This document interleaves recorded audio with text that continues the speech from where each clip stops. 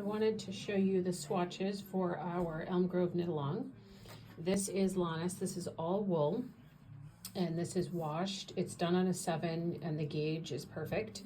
This one did not change very much because it's all wool, so you won't notice a big difference when you wash and block it. This one's Lannis.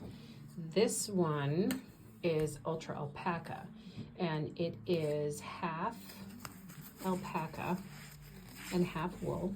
So these are the details.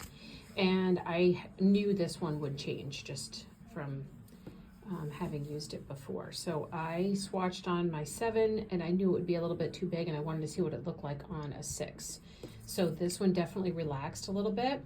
So if I were using this one, I would knit on a 7. So that's the importance of doing a swatch. This one's gonna have a lot more drape because of the alpaca.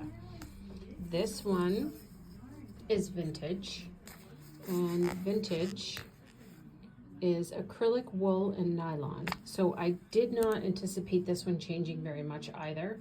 So this was on a 7 and I got gauge perfectly on a 7. So that one, this one's a washable option with some wool.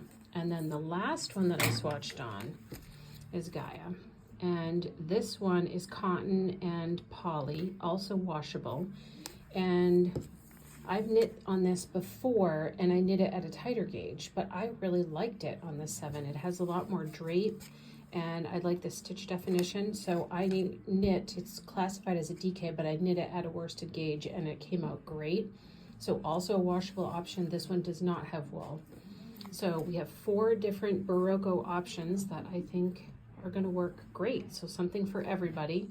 Gaia, vintage, Lannis, and Ultra Alpaca. We hope that you want to join our knit along. It is the Elm Grove.